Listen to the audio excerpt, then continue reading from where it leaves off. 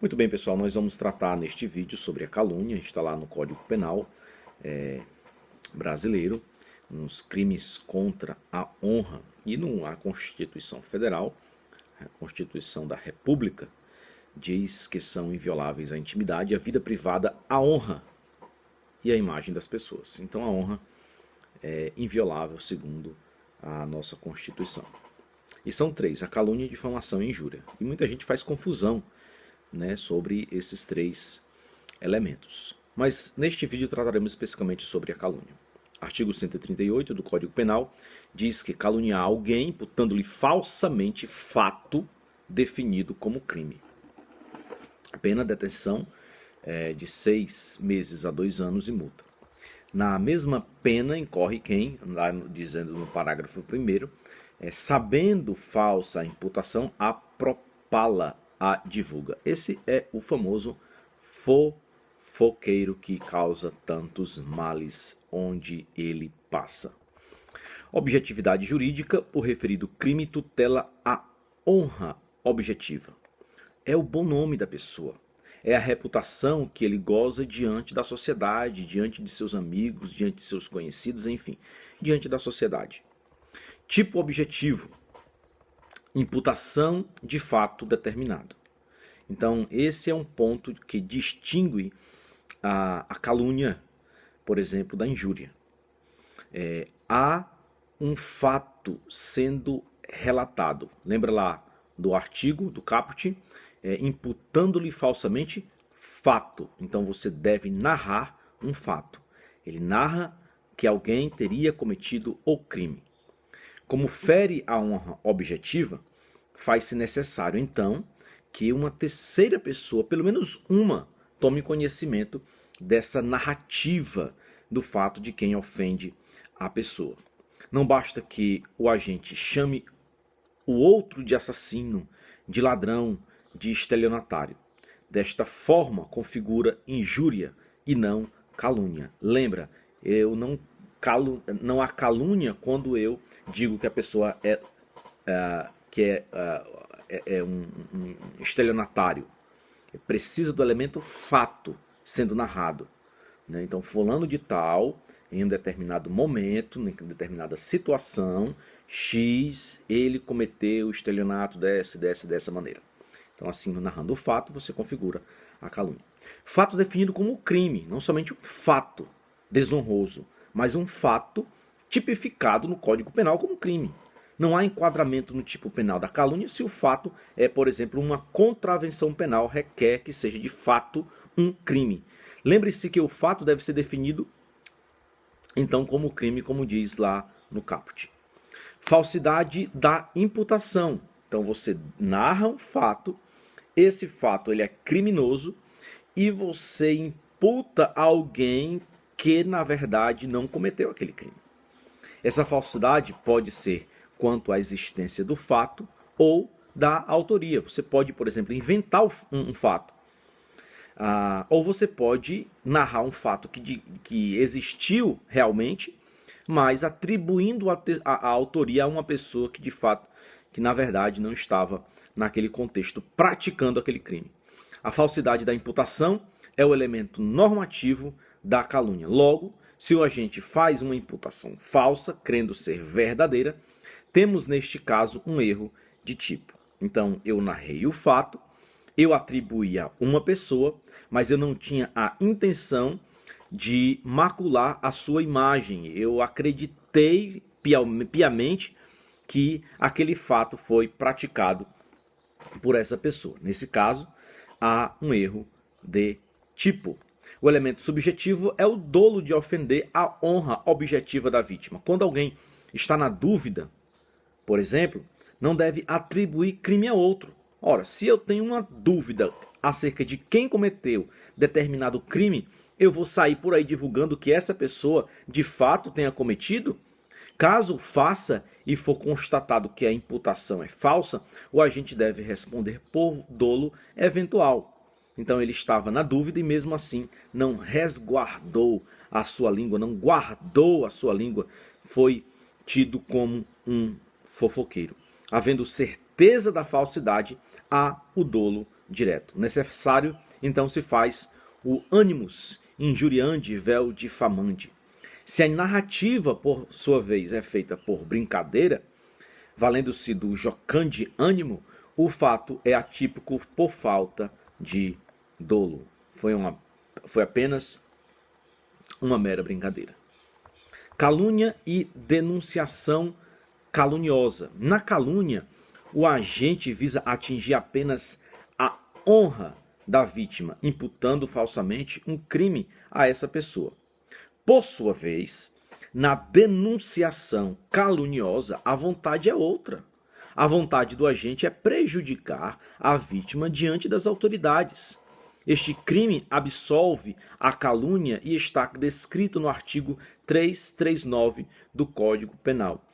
Então, a pessoa deixa de ser indiciada pela calúnia e passa a responder pela denunciação caluniosa. Ela é mais grave porque é um crime contra a administração da justiça. E agora, quanto aos meios de execução. A calúnia, assim como os outros crimes contra a honra, eles podem ser cometidos de forma verbal, escrita, através de gestos e por meio simbólico. Por exemplo, uma charge, por gestos, um jogador que é expulso de um campo de futebol e faz o gesto com as mãos dizendo que aquele árbitro estava roubando, né, estava sendo parcial. Então, nós temos aí uma calúnia por meio de gestos. Formas da calúnia, ela pode ser inequívoca ou explícita. Ocorre quando a ofensa é feita às claras, sem deixar qualquer margem de dúvida em torno da intenção de ofender. Ela pode ser equívoca ou implícita, quando a ofensa é velada, subreptícia. O agente dá a entender que alguém teria feito alguma coisa. E ela também pode ser reflexa. A reflexa, você quer atingir uma pessoa e acaba, por sua vez, atingindo uma terceira pessoa. Um exemplo clássico disso é quando você, querendo ofender uma mulher, diz que a mesma cometeu o crime de aborto e reflexivamente você atinge o médico que você diz ter praticado o aborto naquela mulher. A consumação, por se tratar de crime que afeta a honra objetiva, a calúnia só se consuma no instante em que a terceira pessoa toma conhecimento da imputação. Um exemplo disso é a calúnia por telegrama, consuma-se no local de sua expedição quando a imputação falsa chega ao conhecimento de outrem. Então, o empregado do correio, ele tomou conhecimento porque ele teve que escrever o telegrama, ele não conhecia a pessoa que estava sendo caluniada, mas como a calúnia é um crime formal, nesse caso, configura sim a calúnia, mesmo que a terceira pessoa que tomou conhecimento não seja conhecida da pessoa que foi caluniada. Ok? A tentativa, a calúnia verbal não admite tentativa, mas a escrita sim. O sujeito ativo é qualquer pessoa, pode ser o sujeito ativo, sendo as que gozam, as que gozam de imunidade parlamentar, que são os deputados federais, senadores, deputados estaduais e vereadores dentro da circunscrição do município em que ele faz parte do legislativo. Ok? Então, dessa vez agora, sujeito passivo pode ser qualquer pessoa. Os desonrados, uma nova ofensa pode piorar, por exemplo, a situação do desonrado. Então, não é porque a pessoa tem má fama na cidade que você vai acrescentar novas situações desonrosas para ela. Os mortos, o artigo 138, no parágrafo 2º do Código Penal, prevê a calúnia contra os mortos. A bem da verdade, os verdadeiros sujeitos passivos são os familiares, os interessados na manutenção do bom nome do morto. Menores de idade, doentes mentais, muito embora o menor e o doente mental sejam inimputáveis, eles podem ser sujeitos passivos de crime, a exemplo da calúnia. E com respeito à pessoa jurídica, alguns divergem se a pessoa jurídica pode ser sujeito passivo da calúnia, uma vez que esse crime relaciona-se aos crimes contra a honra da pessoa. Agora, a lei 9605/98 prevê que as pessoas jurídicas elas podem cometer diversos crimes ambientais. Desta maneira, entende-se que a caluniar uma pessoa jurídica só pode existir relacionado aos crimes contra o meio ambiente, que são os crimes em que as pessoas jurídicas também podem figurar como sujeito ativo. O subtipo da calúnia, no caput do artigo 138, encontra-se o tipo principal do crime e no parágrafo 1º vemos o subtipo, reservando as mesmas penas a quem toma conhecimento da imputação e tendo pleno conhecimento de que é falsa, a propala ou divulga. Nós já falamos lá no início que esse é o famoso fofoqueiro, aquele que tem a língua de elástico, que não sabe ficar com a boca fechada e que fala mal dos outros, como diz no Ceará, à torto e à direita. Propalar fala-se relatar verbalmente, só discriminando aqui, e divulgar, relatar de qualquer outro modo. A exceção da verdade, só existe calúnia se a imputação for falsa, ok? Se ela for verdadeira, o fato é atípico. Como há a presunção da inocência, ao imputar a outro determinado crime, o ofensor deve provar o que disse por meio da exceção da verdade, que sua imputação ela é verdadeira. Assim, se o querelado conseguir provar a veracidade de suas afirmações, será absolvido, e caso o crime imputado seja de ação pública e ainda não esteja prescrito, o juiz deverá remeter cópia dos autos ao Ministério Público na forma do artigo 40 do Código de Processo Penal, para que referida instituição tome as providências pertinentes, promoção de ação penal em relação ao autor da infração. Encerrando aqui a nossa aula, hipótese em que é legalmente vedada a exceção da verdade.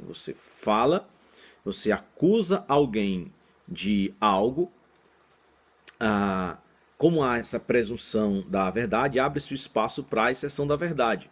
Só que o código ele restringe algumas situações, impedindo que, mesmo que você fale a verdade, você tenha o direito da exceção à verdade. Exceção da verdade.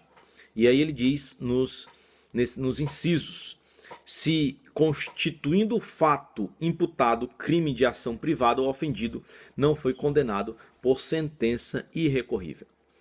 Se o fato é imputado a qualquer das pessoas indicadas no artigo 141, inciso 1º, que fala lá do presidente da República e chefe de governo estrangeiro, e o inciso 3º, se do crime imputado, embora de ação pública, o ofendido foi absolvido por sentença irrecorrível. Muitos questionam essa vedação da exceção da verdade. Mesmo que a pessoa fale a verdade, ela pode ser condenada por calúnia por não ter o direito de defender-se, ofendendo aí o princípio da ampla defesa.